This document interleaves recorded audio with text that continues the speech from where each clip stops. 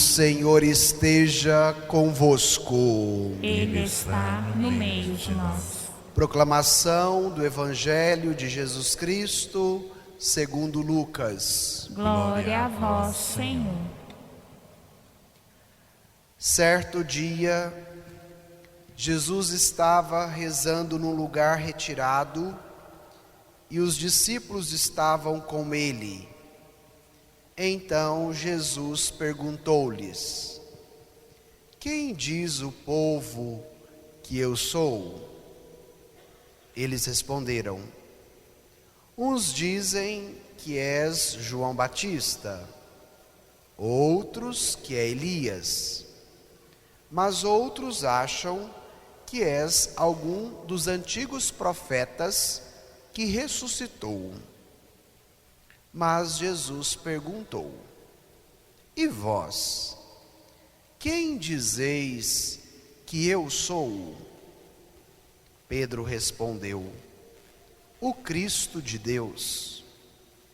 Mas Jesus proibiu-lhes severamente que contassem isso a alguém. E acrescentou: o Filho do Homem deve sofrer muito, ser rejeitado pelos anciãos, pelos sumos sacerdotes e doutores da lei, deve ser morto e ressuscitar no terceiro dia. Depois, Jesus disse a todos: se alguém me quer seguir, renuncie a si mesmo, tome a sua cruz a cada dia e siga-me. Pois quem quiser salvar a sua vida vai perdê-la, e quem perder a sua vida por causa de mim, esse a salvará. Palavra da salvação. Glória a vós, Senhor. A minha alma tem sede de vós, como a terra sedenta, ó meu Deus. Irmãos e irmãs, celebramos hoje a liturgia do 12º domingo do tempo comum. Depois deste longo tempo que tivemos de todas as festividades, voltamos agora ao ordinário da vida litúrgica. Iremos acompanhar cotidianamente o Evangelho de nosso Senhor Jesus Cristo segundo Lucas. Então agora é importante que nós contextualizemos para entendermos o Evangelho de hoje. Jesus está no auge da sua vida pública. Havia feito muitas curas, libertado muitas pessoas que estavam possuídas pelo demônio. E como ouvíamos do Evangelho de quinta-feira, Corpus Christi, Jesus multiplicou os pães e os peixes e foi capaz de alimentar uma grande multidão. E esta multidão de barriga cheia começa a seguir Jesus, não por aquilo que ele poderia oferecer, mas seguindo Jesus porque agora ele vai resolver todos os nossos problemas, inclusive o da fome, porque se multiplicou o pão, vamos ficar todos de barriga cheia e nem vamos precisar trabalhar mais seguindo esse Jesus, porque toda hora que precisar ele faz um milagre e as coisas estão resolvidas. Esta incompreensão do que o milagre queria dizer. E é diante deste cenário que vem o Evangelho de hoje. Depois do milagre, Jesus não se permite ser aclamado pela multidão. Mas o que nos disse o texto que nós acabamos de ouvir? Olha aí, no início do versículo 18. Jesus estava rezando num lugar retirado. Jesus agora faz uma opção. Sai do meio da multidão que o aclamava pelo milagre e vai para um lugar separado, retirado, querendo assim uma comunhão íntima e profunda com o seu Pai. A oração, ela precede, ela prepara o que de importante vai acontecer. E o que vai acontecer, Padre, de importante? Jesus vai anunciar aos discípulos o seu caminho, a sua paixão. E ao mesmo tempo é nesta comunhão com o Pai que Jesus tem a possibilidade de revelar quem Ele é. Por isso que a pergunta que Ele fará aos discípulos: quem diz o povo que eu sou? E consequentemente, nesta comunhão com o Pai, Jesus nos dá a graça de conhecê-lo, e ao conhecê-lo, nós somos capazes também de nos conhecer. Então, esta explicação inicial é para nos situar do caminho que nós faremos agora, sendo orientados pelo Evangelho. Então, se você está com o texto bíblico em mãos, retomemos os versículos 18 e 19. Vamos ler juntos? Certo dia, Jesus estava rezando no lugar retirado, e os discípulos estavam com ele. então Jesus perguntou-lhes: quem diz o povo que eu sou? eles responderam: Uns dizem que és João Batista, outros que é Elias, mas outros acham que és algum dos antigos profetas que ressuscitou. tem confusão aí, minha gente? Muita confusão. Então Jesus, já realizando muitos prodígios e milagres, percebe que as pessoas ainda não o conheciam.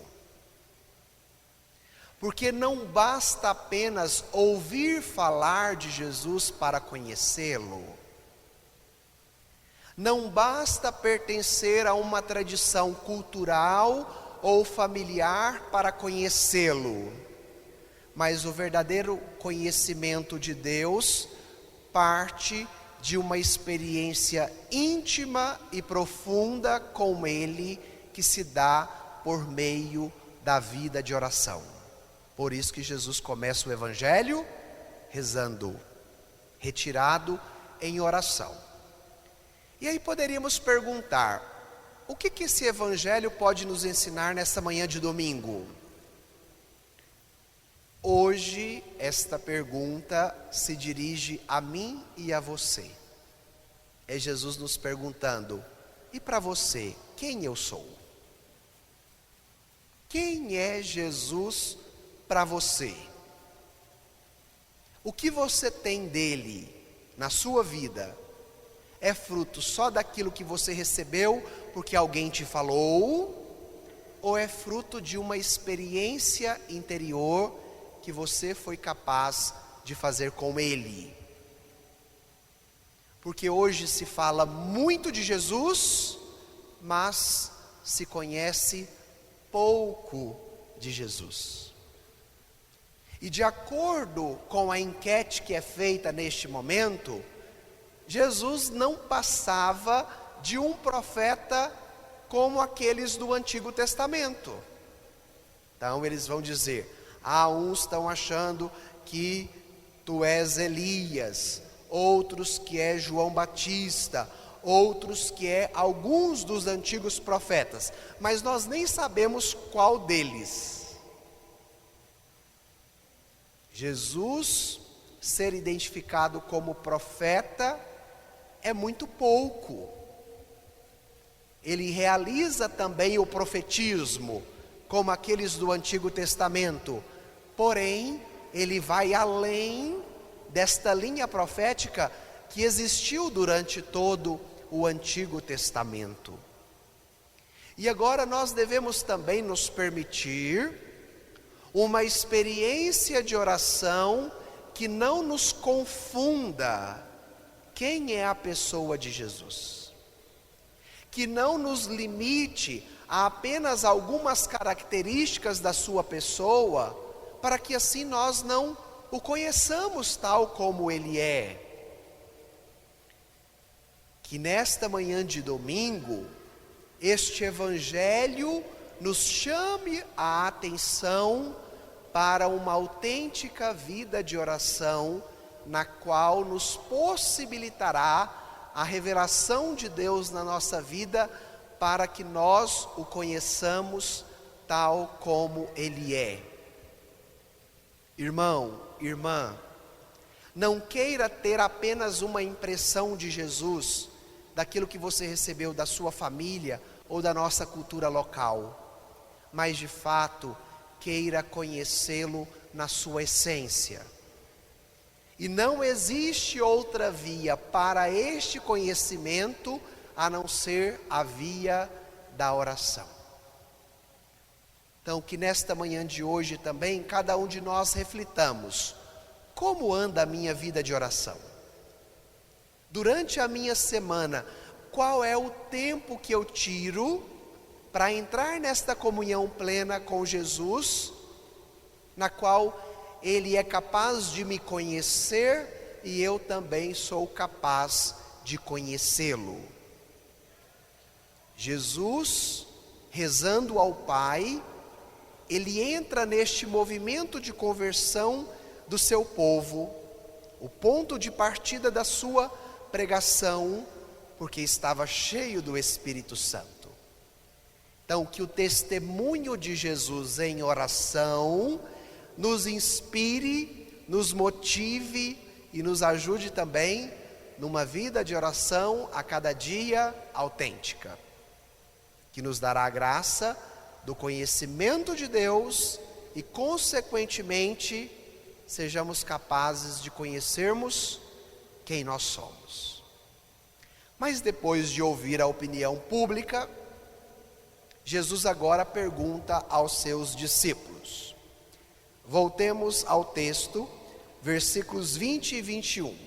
Vamos ver agora como será a resposta dos discípulos. Leiamos juntos.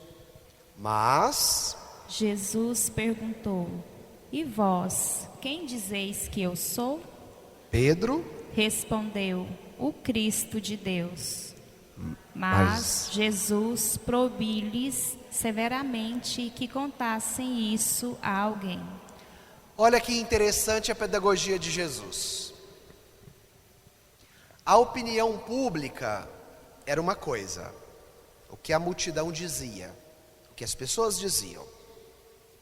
Agora Jesus volta a sua pergunta para um grupo seleto, o grupo dos 12, que já estava caminhando com ele há um certo tempo, sendo catequizado, fazendo a experiência de toda a ação de Jesus em meio ao povo.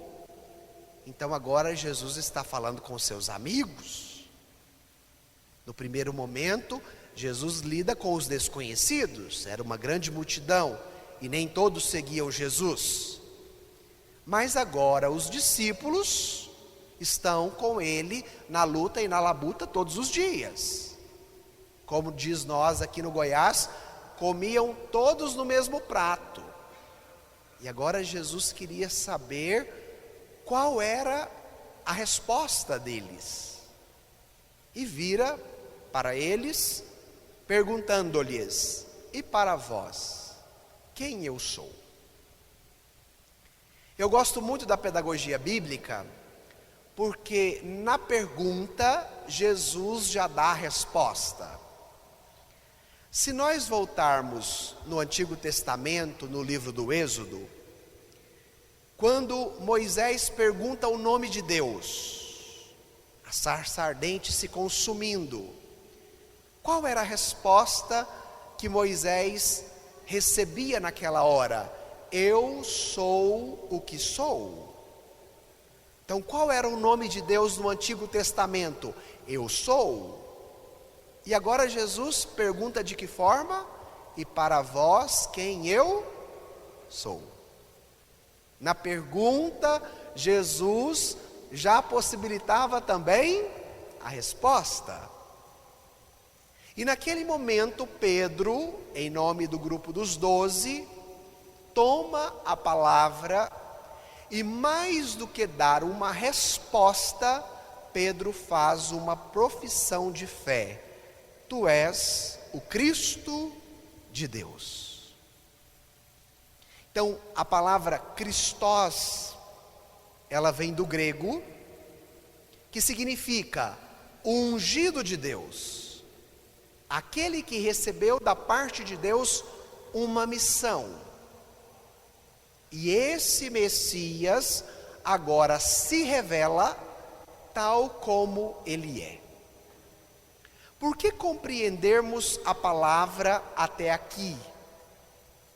Porque além da sua densidade teológica, que é esta que nós estamos compreendendo do conteúdo bíblico, esta palavra é muito atual para os nossos dias. Diante de um ritmo de vida e de uma condução das nossas escolhas, que muitas vezes nos faz um estrangeiro dentro de nós mesmos, não nos reconhecendo, ou melhor dizendo, não sabendo quem nós somos. O caminho de oração que Jesus quer fazer com seus discípulos, para que eles o conheçam tal como ele é, desdobra de tal forma na vida do discípulo, o possibilitando conhecer a si. De repente, em casa, no convívio com as pessoas, ou até mesmo no trabalho, de repente nós levamos um susto diante das condutas ou da forma de ser das pessoas que estão à nossa volta, e aí a gente fica talvez com aquela pulga atrás da orelha: mas será que eu conheço o meu marido? Será que eu conheço a minha esposa, o meu filho, meu pai, minha mãe, meu colega, minha colega de trabalho? Porque às vezes a forma como nós nos relacionamos conosco e agimos com os outros revela alguém que inclusive possa estar desconhecido dentro de nós. E aí vem aquele susto. E é diante desta realidade que hoje o Evangelho quer nos confrontar. O caminho do autoconhecimento que é tão divulgado hoje, pelos grandes gurus, pelos best-sellers, pelos cursos e demais possibilidades que hoje o nosso mundo oferece, e que atrai a atenção e a adesão de tantas pessoas, faz parte também de um desejo mais profundo que cada pessoa tem dentro de si, de se habitar de maneira harmônica, de se conhecer interiormente falando, e de já não mais ser um estrangeiro para si e para os outros. Existe um documento do Concílio Vaticano II, chamado Gaudium et Spes, que diz o seguinte: na medida com que nós nos relacionamos com Cristo e o conhecemos, Ele nos revela quem nós somos. Então, o autoconhecimento do cristão não é apenas fazendo um curso de psicologia ou fazendo um curso de autoconhecimento, mas o verdadeiro autoconhecimento para o cristão passa pela via da relação que ele estabelece com Cristo, porque ao conhecê-lo, ao conhecer a Cristo, Cristo te revela quem você é. E hoje esse Evangelho nos chama a atenção para essa realidade íntima e profunda do nosso ser, porque é muito indigesto para nós, de maneira pessoal, lidarmos com esta falta de conhecimento interior. E isso também provoca muitos transtornos nas nossas relações interpessoais, seja na família, no trabalho, na comunidade, na vida em sociedade. E hoje, o convite que Jesus faz aos discípulos para conhecê-lo é o convite que ele faz a cada um de nós. E ao conhecê-lo, seremos capazes também de nos reconhecermos. Irmão, irmã, não seja um estrangeiro dentro de você. Não seja um estrangeiro para você mesmo. Mas se abra a esse convite do eu sou. E para vós, quem eu sou. Aí poderíamos perguntar, padre, mas Jesus pede aos discípulos que não conte isso para ninguém. Porque o caminho ainda era de formação. E ele só seria evidenciado depois da morte e ressurreição de Jesus. Então era necessário que os discípulos também vivessem esse processo de maneira gradativa. E Jesus já os prepara para a grande revelação que ele fará agora. Então voltemos ao texto. Vamos tomar agora o versículo 22. Olha o que Jesus vai acrescentar. Leiamos juntos. E acrescentou: o Filho do homem deve sofrer muito, ser rejeitado pelos anciãos, pelos sumos sacerdotes e doutores da lei. Deve ser morto e ressuscitar no terceiro dia. Se Pedro o confessa como Cristo, como Messias, era necessário que eles entendessem que tipo de Messias que era Jesus. Como eu lhes falava no início da pregação, Jesus tinha multiplicado os pães. E na expectativa judaica, o Messias seria um Messias nacionalista, seria um Messias político, que libertaria Israel da dominação do Império Romano. E Jesus não queria que os seus seguidores o reduzisse apenas a um Messias político e nacionalista. Mas Jesus quis se revelar tal como ele era. Jesus quis manifestar aos seus seguidores que tipo de Messias ele seria. Por isso, o Filho do Homem vai sofrer muito, vai ser entregue às mãos das autoridades, vai morrer e vai ressuscitar ao terceiro dia. Entra aqui duas dimensões da expectativa e da realidade. Havia uma expectativa messiânica, política, nacionalista, mas a realidade do Messias era um Messias que sofreria, morreria e ressuscitaria.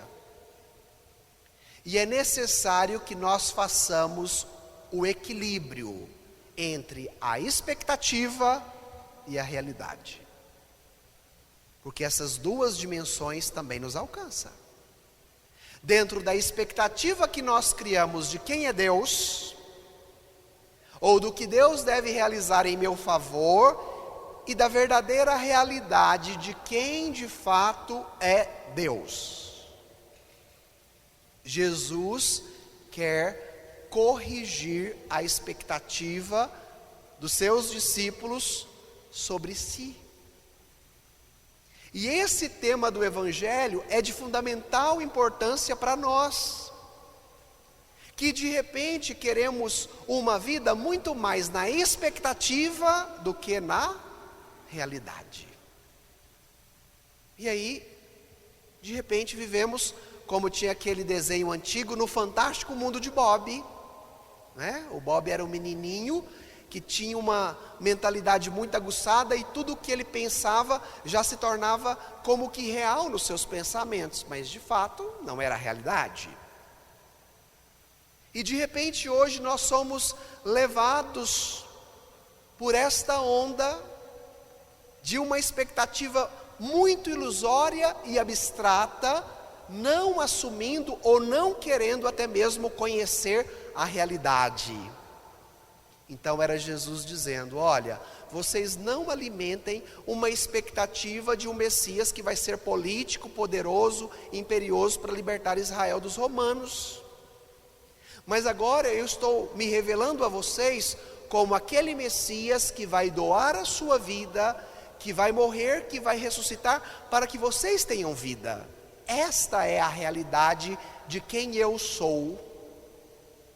Jesus não engana os seus discípulos e age pela verdade, revelando-o tal como ele é. E esse movimento do Evangelho de hoje tem que nos alcançar também, para nos ajudar a cada dia a termos o pé na realidade de onde estamos inseridos e o coração em Deus. E não mais permitirmos com que uma doce ilusão comande a nossa vida no tempo presente. E ao mesmo tempo, corrigindo as expectativas dos discípulos, mostra-lhes o caminho do seguimento. Porque agora Jesus vai dar o critério de como ser discípulo desse Messias, que é o Cristo de Deus, como Pedro o confessou. E aí, minha gente, não é fácil ser discípulo de Jesus. Olha agora os critérios que ele vai dar para ser discípulo, seguidor deste Messias. Vamos encerrar o texto? Tomemos aí agora os versículos 23 e 24. Leiamos juntos. Depois, Jesus disse a todos: se alguém me quer seguir, renuncie a si mesmo, tome sua cruz cada dia e siga-me. pois, Quem quiser salvar sua vida, vai perdê-la. e quem Perder a sua vida por causa de mim, esse a salvará. Eita, minha gente, ouvir essa palavra não é nada fácil. Porque de repente a expectativa que eu tenho de Jesus é um Jesus que vai me curar, que vai me fazer rico, que vai me libertar de todos os meus problemas, que vai resolver todas as situações difíceis que eu estou passando. Expectativa. E a realidade: quem quiser me seguir, renuncie a si mesmo, tome a sua cruz e siga-me. Os 3 critérios para o seguimento a Jesus. E estes critérios foram vividos primeiramente por ele. Renúncia de si. Vai dizer a carta aos Filipenses: ele se esvaziou de si, se entregando inteiramente. E isso se dá no ápice da cruz. E por que não é fácil ser seguidor de Jesus? Porque enquanto ele está te convidando à oblação, à doação, à renúncia, o nosso mundo está dizendo: é você, é o seu ego, é o seu umbigo, é a sua vontade, é o seu desejo, é o seu self. O centro é você. Isso é a nossa cultura moderna. E Jesus está pedindo o quê? Renuncie a si. E hoje, a quem você segue? A que palavra você obedece? A da renúncia a si ou do apego a si?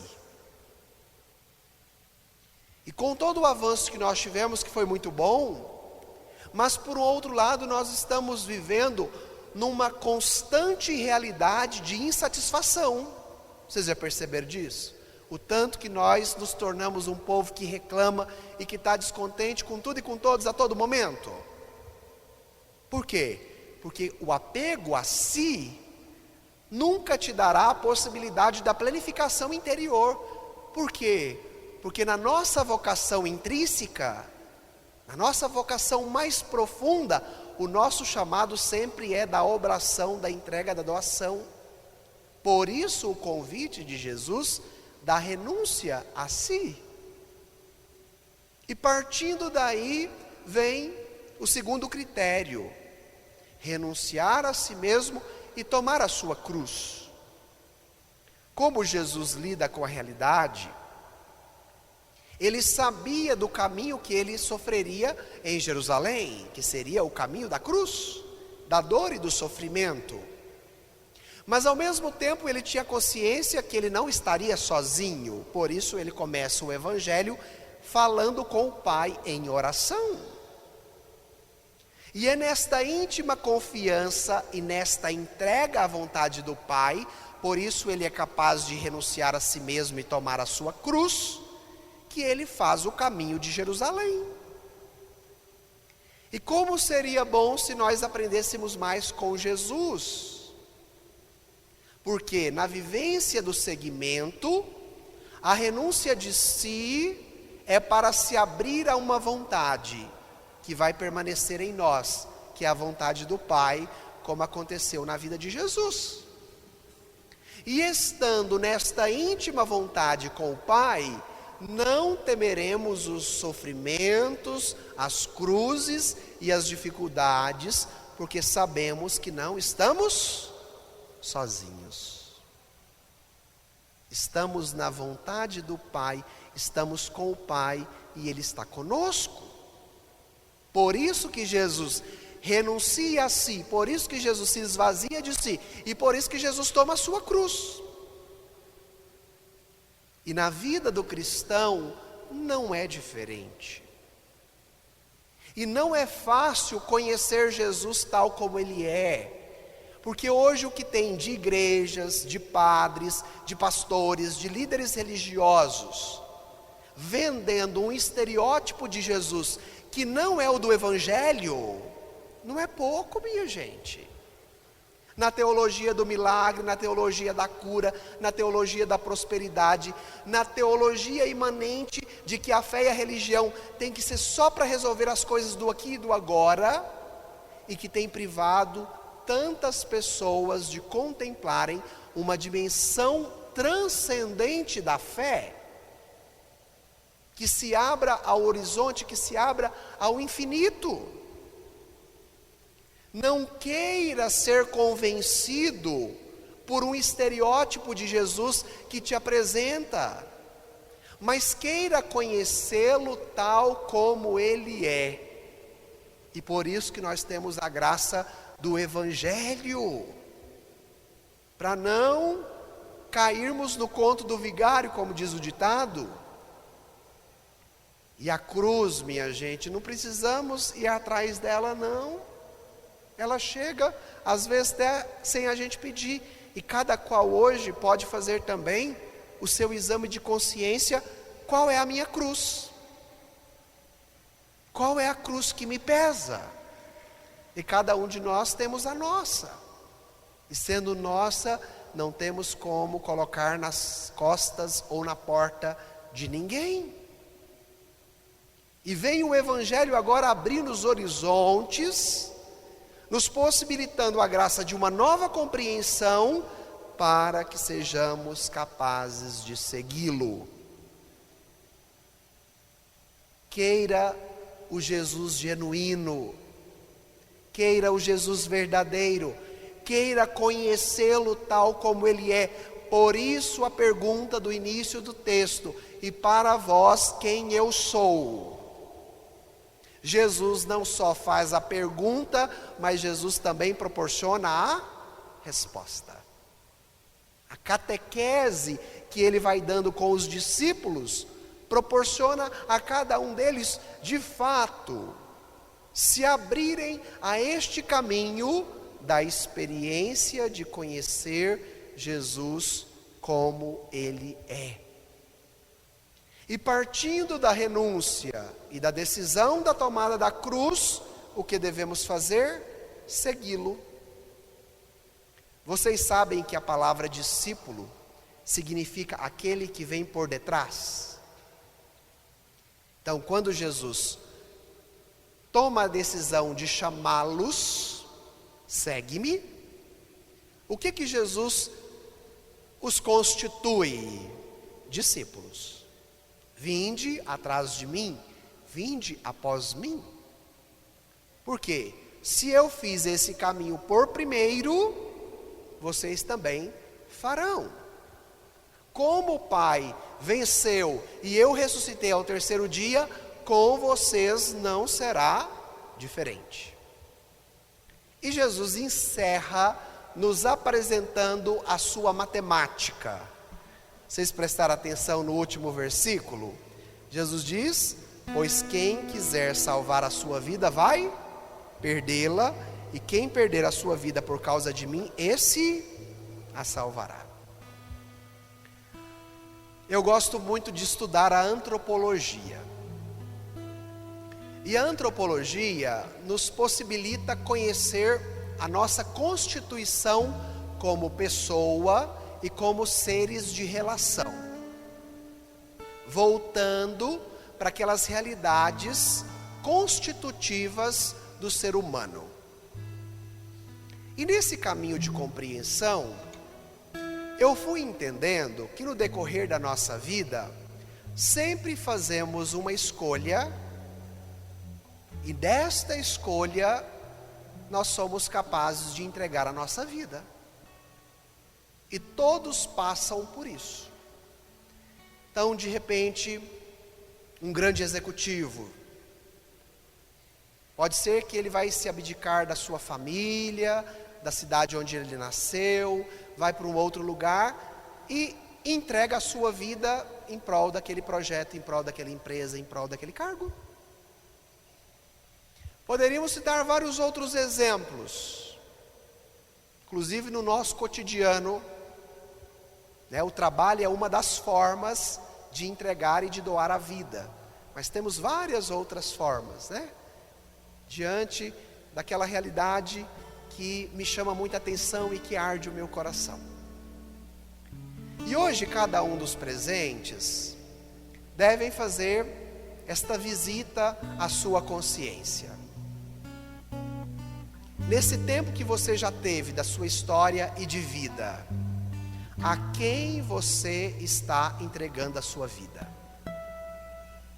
Durante os anos que você já viveu, com que ou com quem você está perdendo a sua vida? Se consumindo dia e noite, por qual causa ou por qual pessoa? E esta é uma realidade que nos alcança a todos. A todos. Aos que creem e aos que não creem. Aos que praticam algum credo religioso, mas também aos que não praticam. Então, vemos aqui, infelizmente, na nossa Praça da Matriz, quantos alcoólatras e usuários de droga que fizeram uma opção de consumir a vida, de entregar a vida, de perder a vida por causa do vício. É um outro exemplo. No cotidiano, de repente, o pai e a mãe fazem a opção: vou entregar a minha vida em prol da minha família, dos meus filhos, da minha casa. Então, olha quantos exemplos poderíamos citar de como perder a vida, de como entregá-la. E por que fazer esse exame de consciência? Porque Jesus hoje apresenta uma nova matemática para essa entrega. Porque quem quiser salvar a sua vida, talvez depositando em si, nos seus projetos, nos seus desejos, nas suas ambições, pode perdê-la. Mas quem perder a sua vida por causa de mim, esse a salvará. Jesus é fantástico na sua catequese. Porque se na nossa condição antropológica de ser pessoa é necessário sempre perder ou dar a vida, agora Jesus nos apresenta um ideal no qual compensa perder esta vida, ou seja, doá-la, porque esta doação, esta perca não será em vão. Quem perder a sua vida por causa de mim, não vai perdê-la, porque a ganhará, porque a salvará. Não queira mais uma história de vida onde você só perderá no sentido nato da palavra, mas se abra a novidade de uma perca que é sinônimo de ganho. Saiba que você já está doando a sua vida. Mas agora, se permita ser orientado, iluminado por um critério novo que a palavra te dá, para que esta perca valha a pena. Pois quem quiser salvar a sua vida vai perdê-la, e quem perder a sua vida por causa de mim, esse a salvará, porque ela será eterna. Irmão, irmã, a quem você tem doado a sua vida? E olha que bonito, Jesus perguntando quem eu sou, Jesus se revelando quem Ele é, possibilitando aos discípulos o autoconhecimento de si, os chamando para a vida missionária e os remetendo ao sentido último, a salvação. O caminho de Jesus é sempre completo. Ele não fica no meio do caminho, mas ele tem uma finalidade última. Não queira mais uma vida perdido pelo meio do caminho. Não queira mais uma entrega de si perdida pelo meio do caminho. Não queira mais perder a sua vida perdido pelo meio do caminho, mas se abra ao convite de Jesus, de se entregar, de se doar, de se perder inteiramente nele, para que ele se torne um em você. E se tornando um em você, vai te encontrar diante das suas percas, vai te reorientar diante das suas confusões, e vai te remeter a esta finalidade última, a salvação de Deus. Então vamos encerrar esse momento de compreensão da palavra de Deus, pedindo esta graça. Quem é Jesus para você? Pense aí por um instante. Se hoje Ele te perguntasse: e para vós, quem eu sou? Se pergunte também: quem eu sou? Quem é você? E vai pedindo esta graça para Jesus, da acolhida da palavra, da força da oração, do conhecimento de Deus, da renúncia, da tomada da cruz, do seguimento e de uma decisão de segui-lo e de entregar a vida por Ele.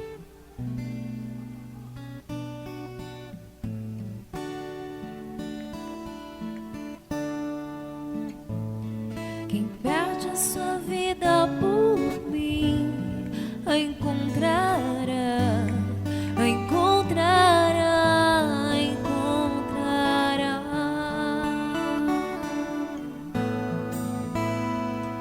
Quem deixa seu pai por mim, sua mãe por mim, me encontrará, me encontrará.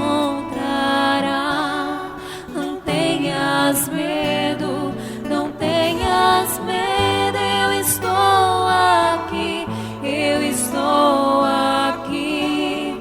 Não tenhas medo, não tenhas medo, eu estou aqui, eu estou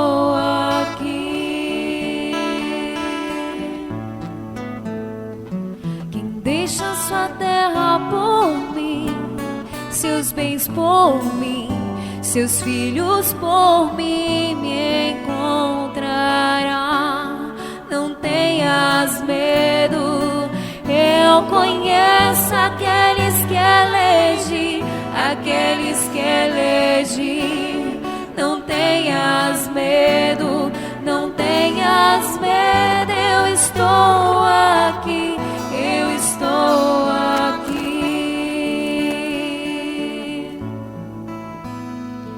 Quem perde a sua vida por mim, a encontra